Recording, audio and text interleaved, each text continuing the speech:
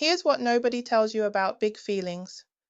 You have exactly 5 seconds. 5 seconds between the moment something triggers you and the moment you completely lose control of your reaction. 5 seconds.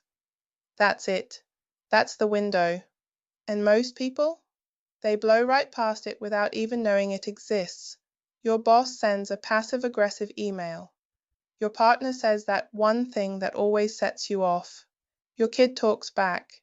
And before you even realize what's happening, you're in a full emotional spiral, heart racing, thoughts spiraling, saying things you'll regret. But here's the truth that's going to change everything. Those 5 seconds, they're not random. They're biological. And once you understand what's happening in your brain during those 5 seconds, you can interrupt the pattern before it hijacks your entire day. I'm Shul, and this is Big Feelings Lab, where we take the latest research on emotions and turn it into tools you can actually use. Today I'm giving you the exact technique I use and teach to thousands of people to stop emotional spirals before they even start. And I'm warning you right now, this is going to feel uncomfortable because what I'm about to teach you goes against every instinct your brain has.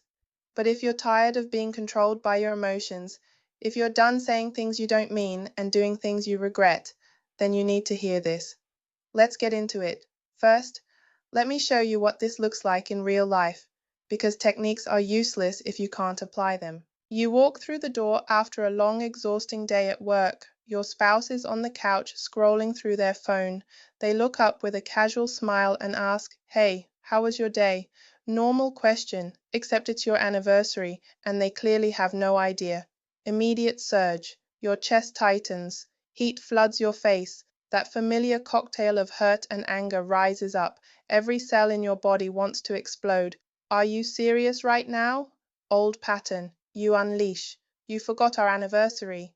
Again, you remember every sports game, every work meeting, but you can't remember the one day that's supposed to matter to us? You storm off to the bedroom. They get defensive. Well, you forgot my mom's anniversary last month. Now you're both attacking. The entire evening, hell, the entire week is ruined. You go to bed angry. They sleep on the couch. Nobody wins.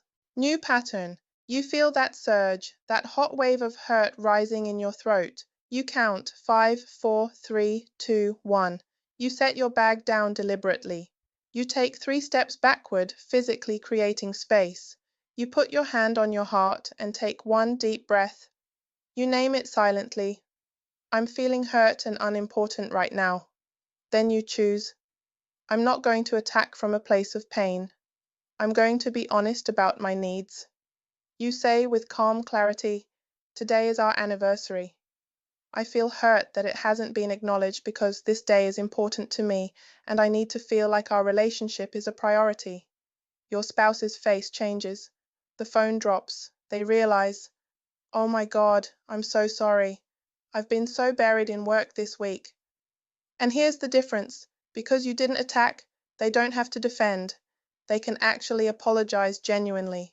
You have a real conversation about what you both need, about how to prevent this, about what matters.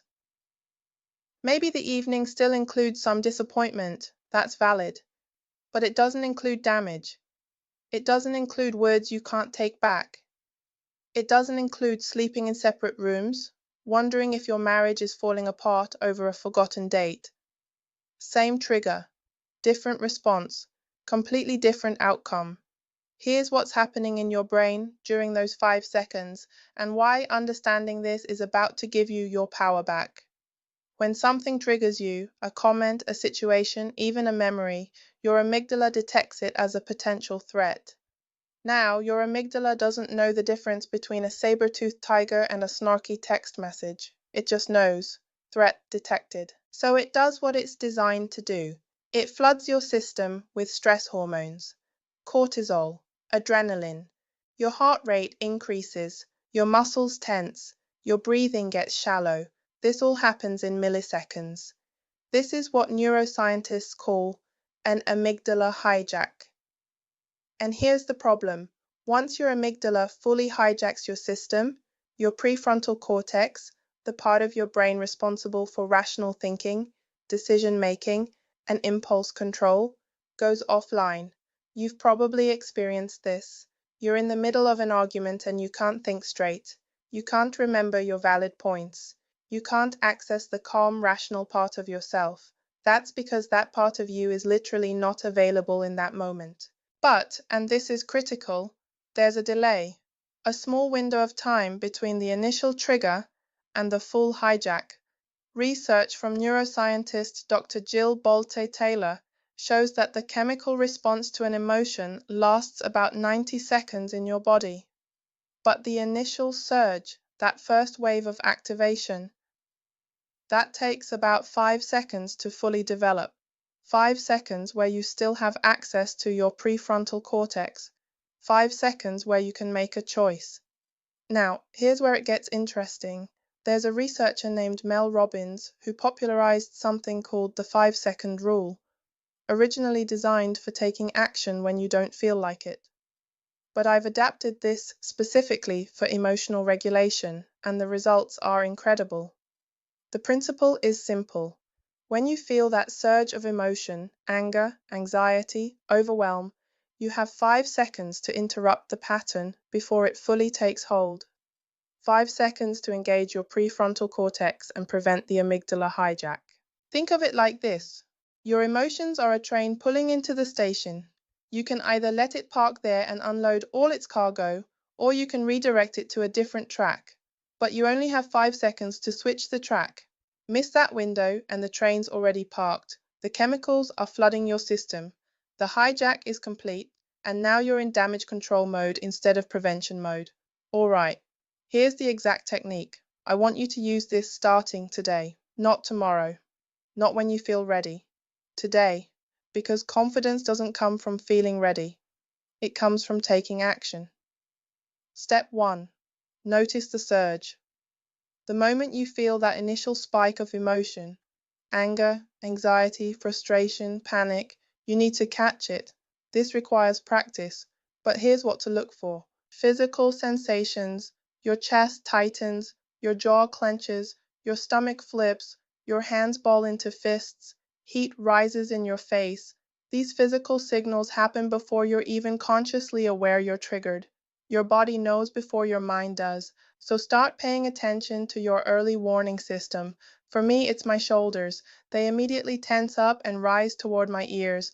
For you, it might be something different. The key is notice the surge. Don't judge it. Don't try to stop it. Just notice it. Oh, there's the surge. Step 2, count backwards. 5, 4, 3, 2, 1. The second you notice that surge, immediately start counting backwards in your head. 5, 4, 3, 2, 1. Why backwards? Because it interrupts your thought pattern. Your brain can't spiral into anxious thoughts or angry narratives while it's counting. This is not about calming down. This is about interrupting the automatic pathway your brain is trying to take. You're literally switching tracks. Count deliberately. 5, 4, 3, 2, 1. Step 3. Make a physical interrupt. At 1, you do something physical, something that snaps you out of the emotional momentum. Here are your options. Stand up if you're sitting, or sit down if you're standing. Splash cold water on your face or your wrists. Step outside or into a different room. Put your hand on your heart and take one deep breath. Snap a rubber band on your wrist if you wear one. Literally take 3 steps backward. The physical movement is crucial because emotions are stored in your body, not just your mind. You need to change your physical state to change your emotional state. Step 4. Name what's happening. Once you've interrupted the pattern, name what you noticed. I'm feeling triggered right now. I'm experiencing anger. Anxiety is present. This technique is called affect labeling, and research from UCLA shows that simply naming an emotion reduces its intensity by activating your prefrontal cortex and calming your amygdala. You're not judging the emotion. You're not saying it's bad or wrong. You're just naming it, like a scientist observing data. Step 5. Choose your response now, and only now you get to choose how you want to respond. Not react, respond. You might choose to take a 10-minute break before continuing a conversation. Write down your thoughts instead of speaking them immediately. Use the 90-second rule we talked about in a previous episode. Do some quick physical movement to metabolize the stress hormones. Simply sit with the feeling and let it move through you. The point is, you get to choose. Your emotion doesn't choose for you. Let me be clear about something. This technique doesn't make the emotion go away. That's not the goal. The emotion is valid. The emotion has information for you. What this technique does is give you back control over how you respond to the emotion. It creates space between stimulus and response, and in that space lives your power. More examples of what this looks like in real life. Example 1. You open an email from your boss. It's full of criticism about a project you worked really hard on. Immediately, you feel that surge, heat in your face, tightness in your chest, that urge to fire back a defensive response. Old pattern, you immediately start typing a response while you're activated. You're defensive. Maybe you're passive-aggressive. You hit send. 5 minutes later, you regret it. New pattern. You feel the surge. You count. 5, 4, 3, 2, 1. You stand up from your desk. You name it. I'm feeling defensive and hurt right now. Then you choose, I'm going to take a walk before I respond to this. I'll craft my response when I'm calmer. 30 minutes later, you write a professional response that addresses the concerns without being defensive. You feel proud of yourself instead of ashamed. Example 2. Your teenager rolls their eyes at you and says, "Whatever, you don't understand anything." Immediate surge of anger and hurt. Old pattern, you snap back. "Don't talk to me that way. Go to your room." The conflict escalates. Nobody feels good. New pattern, feel the surge. Count. 5, 4, 3, 2, 1. You take a step back physically. Name it. I'm feeling disrespected and angry. Choose. I'm going to take a breath before I respond because I want to model emotional regulation for my kid. Then you say calmly, I hear that you're frustrated. I'm frustrated too. We're both going to take a break and come back to this in 10 minutes when we can talk respectfully. Your teenager learns that emotions are manageable. You've just taught them emotional intelligence through your actions. Example 3. Your partner does that thing. You know, that thing that always sets you off. Maybe it's the way they load the dishwasher. Maybe it's a tone of voice. Maybe it's forgetting something important again. Surge. Immediate. You want to unleash. Old pattern. You always do this. You never listen. You don't care about me.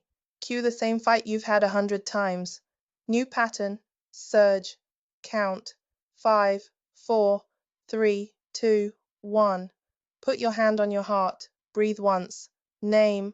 I'm feeling frustrated and like my needs don't matter. Choose. I'm going to use an I statement instead of attacking. Then, I feel frustrated when this happens because I need to feel heard and considered. Can we talk about this? Different outcome, different relationship dynamic. See the pattern? The 5-second reset doesn't eliminate the emotion. It gives you a choice in how you respond to it. Now, let me tell you what's going to happen when you try this, and where people mess this up. Number 1, waiting until you're already hijacked. If you wait until you're already in a full emotional meltdown, this technique won't work. You can't reason with an activated amygdala. You need to catch the surge early in those first 5 seconds. This is why paying attention to your physical early warning signals is so critical.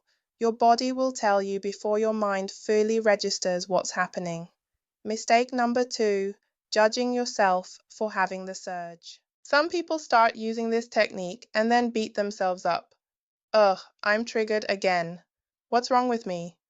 Nothing is wrong with you. Emotions are normal, triggers are normal. The goal isn't to stop having emotional reactions. The goal is to stop being controlled by them.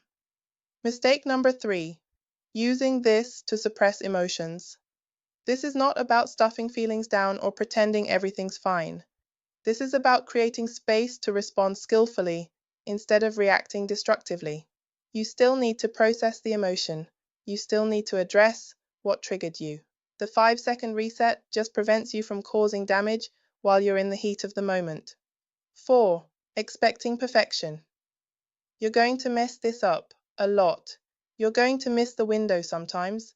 You're going to react before you count. That's normal. That's human. That's part of the practice. Don't let perfectionism keep you from trying. Every time you successfully use this technique is a win. Every time you catch yourself even 30 seconds too late is still progress because you're building awareness. The goal isn't perfection. The goal is progress. Mistake number 5, not addressing the underlying issues. The 5-second reset is a tactical tool for in-the-moment emotional regulation. But if you're constantly getting triggered by the same things, that's telling you something. Maybe you need to have a hard conversation. Maybe you need to set a boundary. Maybe you need to address some unhealed wounds with a therapist. This technique buys you time and space, but you still need to do the deeper work. All right, here's your homework. Not optional. If you're serious about managing your big feelings, you need to actually do this. The 7-day challenge. For the next 7 days, I want you to practice the 5-second reset at least once per day. Not just during major triggers, start with small stuff. Someone cuts you off in traffic. Practice. Your coworker's chewing sounds annoying. Practice. You feel a wave of Sunday anxiety? Practice. Build the neural pathway when the stakes are low, so it's available when the stakes are high. Here's what you're going to do. Day 1 to 2. Just notice. Your only job is to notice your physical early warning signals. What happens in your body when you start to feel triggered? Where do you feel it? What are your tells? Write them down. Build your awareness. Day 3 to 4. Notice and count now. When you notice the surge, practice counting backwards. 5, 4, 3, 2, 1. That's it. Just notice and count. You might still react afterward. That's okay. You're building the habit of the interrupt. Day 5 to 7. Full technique. Now you put it all together. Notice, count, physical interrupt, name it, choose your response. And here's the most important part. At the end of each day, reflect. Journal about it. What did you notice? When did you catch it? When did you miss it? What worked? What didn't? This reflection is how you rewire your brain. This is how change happens. I want you to imagine something with me for a second. Imagine 6 months from now. You're in a situation that would have normally triggered a massive emotional spiral. But this time, you catch it in those first 5 seconds. You count, you interrupt, you choose, and then you walk away from that situation feeling proud, feeling in control, feeling like the person you actually want to be. That version of you, they're not some distant dream. They're 5 seconds away, every single time. You already have everything you need to do this. You don't need to feel ready. You don't need to be perfect. You just need to start. The next time you feel that surge, and there will be a next time, probably today, you know what to do. 5, 4, 3, 2, 1. Listen to me. Your big feelings are not evidence that something's wrong with you. They're evidence that you're alive, that you care, that things matter to you. The problem has never been your emotions. The problem is that nobody taught you what to do with them in those critical first 5 seconds. But now you know. You have the science. You have the technique. You have the 7-day challenge. The only question is, are you going to use it? Because here's the truth. Nobody's coming to save you. Nobody's going to manage your emotions for you. Nobody's going to count for you. You're the only person who can do this. And I know you can do it because you're here. You're listening. You're learning. That takes courage. And courage isn't the absence of fear or anger or anxiety. Courage is feeling those things and choosing a different response anyway. So take your 5 seconds. Interrupt the pattern. Choose the response and watch how your entire life changes. I'm Shul, this is Big Feelings Lab, and I'll see you next week. Now go practice. 5, 4, 3, 2, 1.